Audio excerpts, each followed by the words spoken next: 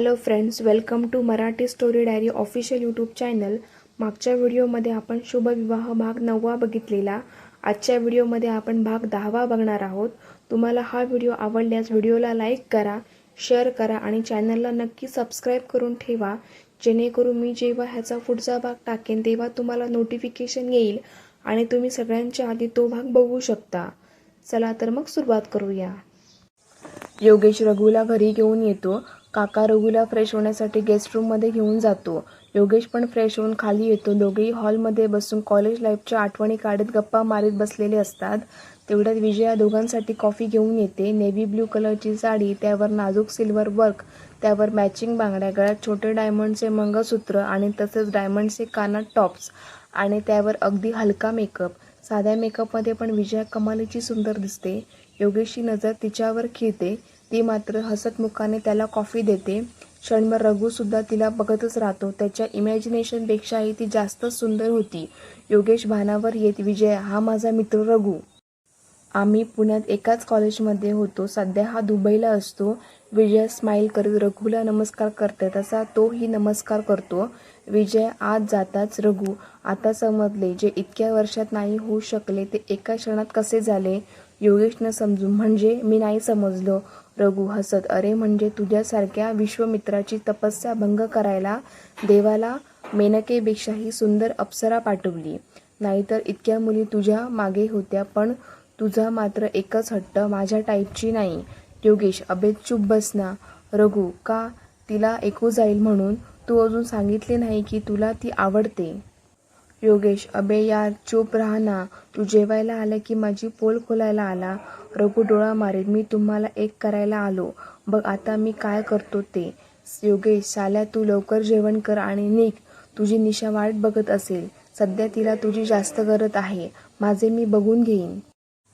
रघु हसत कॉफीचा सिप घेत, काय घाबरतो रे तू? वहिनीने खूपच धाकात ठेवलेले दिसते तुला. योगेश रोखून बघत, चल निघ तू, आता निघ. काही जेवायला नाही मिळत तुला. तेवढ्याच विजया येते, काय झाले? रघु योगेशकडे बघून इशाऱ्याने, सांग आता. योगेश काही न सुचून, अगं त्याला लवकर जायचे आहे. वहिनी वाट बघत आहे म्हणून म्हटले डिनरचे नंतर बघू, आता निघून जा. विजय, पण डिनर रेडी आहे, लावू का? आणि रघु भाऊजी ताईंना सोबत का नाही आणले? रघु, वहिनी आता तर तिची कंडिशन नाही येण्याची, बट नेक्स्ट टाइम येईल तर तिघेही सोबत येऊ. विजया थोडी कन्फ्यूज होत बघते आणि रघु मंद स्मित करीत असतो. योगेश तिच्या चेहऱ्यावरील भाव ओळखून, अगं तो बाप होत आहे. निशाला बेड रेस्टसाठी इकडे सोडायला आला. तशी विजया छान स्माईल करीत, अरे वा, कॉंग्रॅच्युलेशन तुम्हाला. रघु, थँक्स वहिनी. योगेशकडे बघून, जेवायला चालायचे का? नाहीतर तुला वेळ असेल तर मी एकटाच जेवतो. तसे दोघेही डायनिंग टेबलवर जाऊन बसतात. रामू काकांनी आधीच सगळ्या डिश नीट टेबलवर सजवल्या होत्या. विजय येऊन दोघांचे ताट सजवते.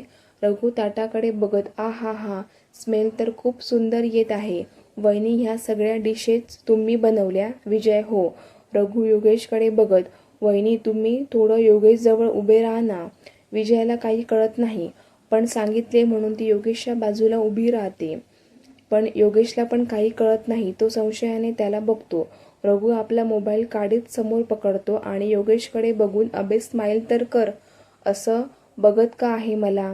तसं दोघांनाही कळते की तो फोटो घेत आहे. तसे दोघेही हलकी स्माईल करतात. रघु मोबाईलमधील फोटो बघून, wow, made for each other. अगदी लक्ष्मीनारायणाचा जोडा दिसतो तुमचा.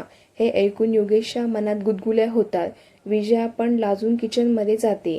तिला रघुचे शब्द पुन्हा पुन्हा आठवतात. तसं अचानक तिला आठवते की एकदा ती लक्ष्मीनारायणच्या मंदिरात गेली असता तिला प्रदक्षिणा घालताना ती व्हिडिओमधील मुलगी म्हणजे शन्या राणे दिसली होती. मंदिराच्या मागे तिचे एका मुलासोबत भांडण सुरू होते, बहुतेक पैशावरून. विजयाला तेव्हा ती मुलगी आणि तो मुलगा पण बरोबर नव्हता वाटला. त्यांच्या बोलण्यावरून ते कुणी साधे सरळ तर नव्हते वाटत. विजया ही गोष्ट योगेशला सांगायची इच्छा होते, पण कसे सांगणार? या विषयावर तर ती एकही शब्द बोलली नव्हती. मग असे अचानक कसे बोलणार? पण ही गोष्ट आपण कुणाशी तरी शेअर करावी असे मनोमन तिला वाटते. दोघांचे जेवण आटपून ते उठतात. योगेश कारची चावी घ्यायला बेडरूममध्ये जातो. ती संधी साधून रघु विजयाला म्हणतो, वहिनी माझ्या मित्राची काळजी घ्या हा. रागीट जरी असला तरी मनाने खूप चांगला आहे तो. आपल्या लोकांसाठी तर तो काहीही करायला तयार असतो. पण आज त्याच्यासोबत फक्त तुम्ही आहात, बाकी त्याचे आपले सगळे दूर गेले. आणि एक सांगू, तुम्ही खूप नशीबवान आहात जो तुम्हाला असा नवरा मिळाला, जो आजपर्यंत कुणाच्याही प्रेमात नाही पडला. अगदी कोरा करकरीत नवरा मिळाला आहे तुम्हाला. विजया शांतपणे त्याचे बोलणे ऐकत असते. इतक्यात योगेश येत, काय रे, काय सांगत आहेत? कोरा करकरीत काय? रघु, काही नाही रे, वहिनीला म्हणत होतो आताचा जमाना चांगला नाही. तुम्हाला नवरा कोरा करकरीत मिळाला की नाही ते चेक करून घ्या. नाहीतर लोक 12 लफडी करून लग्न करतात आणि स्वतःला पत्नीव्रता पती असल्याचा दिखावा करतात. योगेश आश्चर्याने त्याला बघतो आणि मग विजयाला बघतो तर ती तोंड दाबून हसत असते. योगेश एक जोरात धपाटा त्याच्या पाठीत घालीत, तुझ्यासारखे मित्र असले तर दुश्मनाची गरजच नाही. रघुला कळवळून पाठीला हात लावत साल्या जेवायला बोलवतो आणि लगेच काढून पण घेतो. योगेश, चल आता, दुसऱ्यांच्या घराच्या पंचायती झाल्या असतील तर आपल्या घराकडे लक्ष द्या. बायको प्रेग्नंट आहे, ती वाट बघत असेल, तिची काळजी घ्यायची सोडून नको त्या भानगडी करीत बसतो. रघु डोळे मोठे करीत, काय मी भानगडी करतो? वाटले नव्हते रे तू मला असाही बोलशील. योगेश मनात पुटपुटत, नौटंकी चाला. विजया यांचे भांडण बघून हसत आत निघून जाते. रात्री योगेश बेडरूममध्ये काही मेल चेक करीत असतो. विजया बाजूला बसून त्याला बघत असते. मनात विचार चालू असतात, विचारू का यांना केसबद्दल, त्या मुलीबद्दल सांगू का? पण काय सांगणार, फक्त बघितले म्हणून. पण यांना काय वाटेल मी यांची केस सर्च केली? राग तर नाही येणार यांना? यांचे मित्र तर हे खूप चांगले आहेत सांगत होते, ते तर मलाही जाणवले. पण त्यांनीही कबूल केले की यांना राग जास्त येतो. काय करू, जाऊ दे, नाहीतर उगाच रागवले तर दोघांचाही मूड ऑफ. योगेश तिला विचारत बघून मनात, कुणाचा विचार करीत असेल ही इतका?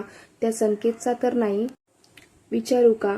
पण मी संशय घेतो असे नको वाटायला तिला, नाहीतर मला चुकीचे समजेल.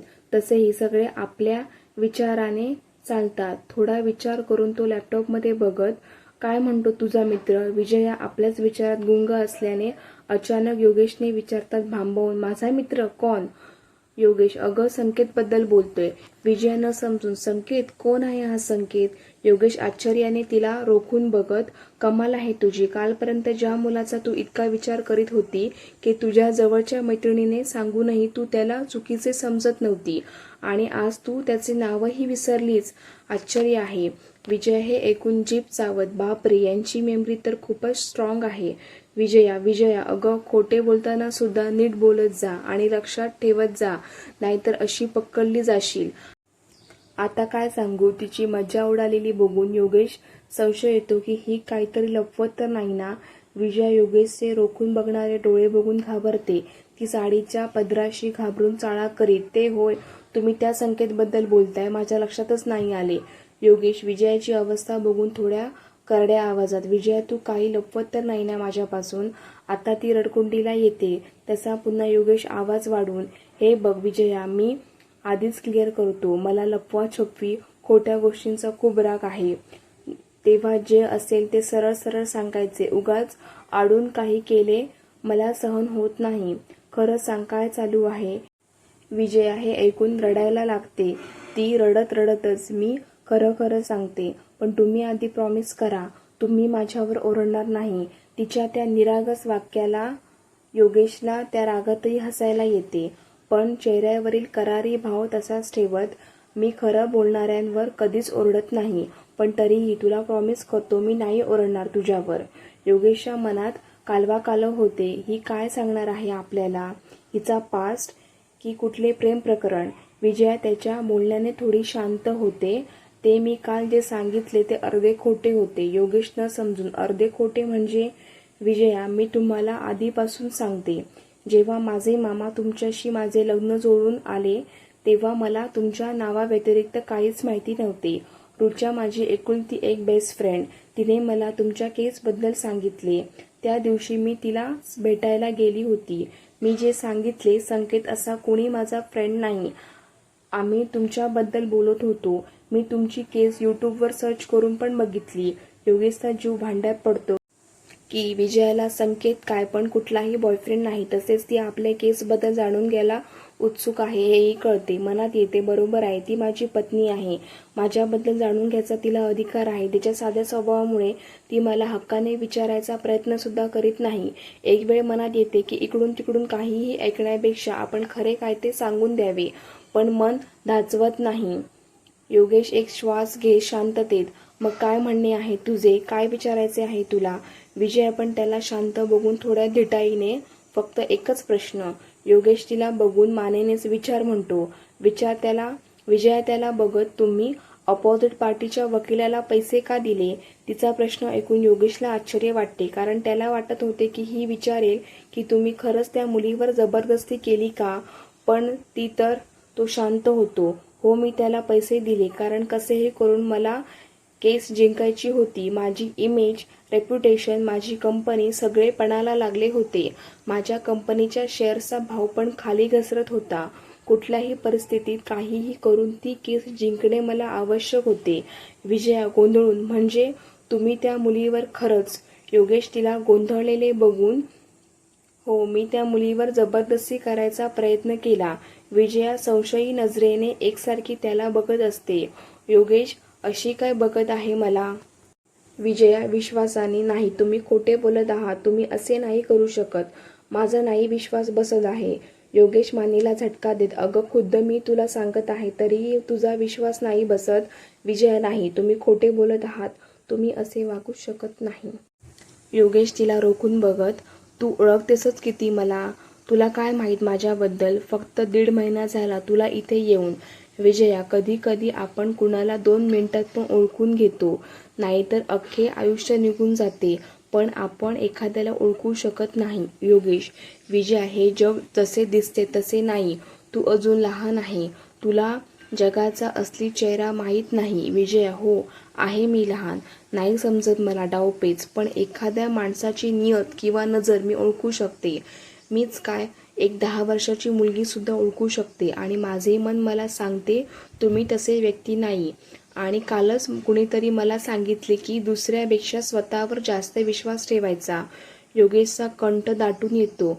तो तिच्या जवळ जातो, तिचे दोन्ही हात आपल्या 2 हातात घेतो आणि आपल्या आवाजावर खूप कंट्रोल करीत, तुला असे का वाटते विजया की मी असं नाही करू शकत? तू इतक्या विश्वासाने कशी काय म्हणत आहे की मी तसा व्यक्ती नाही? विजया विश्वासाने, जो व्यक्ती एका संस्कारी कुटुंबात लहानाचा मोठा झाला, आजोबांच्या कडक शिस्तीत वाढला, जो आपल्या आईचा इतका रिस्पेक्ट करतो, तो असा कसा वागू शकतो? आणि मुळात मी 1.5 महिन्यापासून तुम्हाला बघत आहे ना. योगेश एकसारखा तिला बघतो आणि अचानक तिचे दोन्ही हात जवळ खेचून तिला घट्ट मिठी मारतो. अचानक झालेल्या प्रकाराने विजया भांबावून जाते. तिला कळत नाही योगेशला अचानक काय झाले.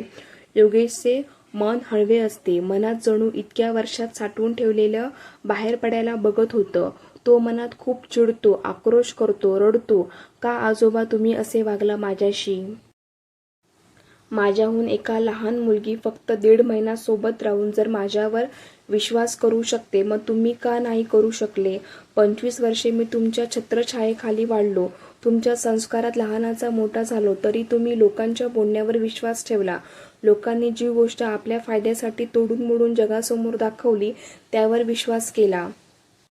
तुमच्या मनात असे नाही आले की आपला मुलगा, आपला नातू असं करू शकत नाही? फक्त एकदा माझ्यावर विश्वास दाखवून विचारले असते तर मी सगळं खरं खरं सांगितलं असतं. पण तुम्ही तर मला सरळ आरोपीच ठरवून जाब विचारत होते. मग न केलेल्या कृत्याची मी का सफाई देत बसू? आणि ज्यांचा माझ्यावर विश्वासच नाही ते माझ्या सफाईवर तरी कसे विश्वास करणार होते? माझ्या डोक्यात हवा गेली म्हणत होते तुम्ही. तुम्हाला काहीच कसे वाटले नाही हे बोलताना? ज्या पैशाचा मला माज आला म्हणत होते, ते पैसे मिळवण्यासाठी मी जीवाचे रान केले हे नाही दिसले तुम्हाला? तुमची कंपनी मी टॉपवर नेऊन पोचवली, ते काही असंच चुटकीसरशी तर नाही झाले ना?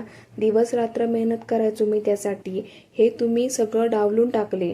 बाबा, आजोबा, माझ्यावर अविश्वास दाखवून तुम्ही माझा नाही तुमच्या स्वतःच्या संस्काराचा अपमान केला. तुम्ही स्वतःच्या संस्कारावर बोट ठेवत आहात हे विसरले तुम्ही. पण तुमच्या एका निर्णयामुळे माझे आयुष्य उद्ध्वस्त केले तुम्ही. माझी एवढी मोठी फॅमिली हिरावून घेतली. सगळे असूनही मला एकटे पाडले. न केलेल्या गुन्ह्याची तुम्ही मला अजूनही सजा देत आहात. कायद्याने मला मुक्त केले, पण तुम्ही अजूनही मला आरोपी मानता. एक 22 वर्षाची मुलगी माणूस ओळखू शकली, पण तुम्ही 70 वर्षाची दुनिया बघून आलेल्या आपल्या नातवाला नाही ओळखू शकले.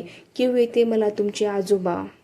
खूप देवदेव करता, भल्या पहाटे उठून पूजा करता, पण जो माणसातला माणूस नाही ओळखू शकत, तो दगडातला देव तरी काय ओळखणार. योगेशच्या मनात आग दणदणत असते. पूर्वीचे सगळे आठवून त्याला अजून राग येतो आणि त्या रागात तो आपली मिठी घट्ट करतो. खरं तर त्याचं त्यालाच भान नसतं की त्याने विजयाला मिठीत घेतले आहे. रागात त्याच्या मुठी आवळल्या जातात आणि त्यातच त्याची मिठी आणखी घट्ट होते. योगेशच्या मजबूत बाहू आवळल्याने विजयाला गुदमरायला होते. ती सुटायची धडपड करते. शेवटी आपले दोन्ही नाजूक हात त्याच्या खांद्यावर ठेवून ती त्याला दूर ढकलण्याचा प्रयत्न करते. ओहो, सोडा मला. तुम्ही असे काय करत आहात? माझा जीव गुदमरतो आहे. मला दुखत आहे खूप. विजयाच्या आवाजाने योगेश भानावर येतो आणि आपली मिठी सैल करतो. त्याच्या लक्षात येते आपण आता काय केले. तो लगेच तिच्या खांद्याला पकडून काळजीने, विजया तू ठीक आहेस ना? तुला लागले का कुठे? तुला दुखत आहे का? सॉरी, माझ्या लक्षात नाही आले ग. तू बोल ना, तू ठीक आहेस ना? विजया छातीवर हात ठेवून श्वास घेत असते, पण योगेशची काळजी बघून ती तिला बघते.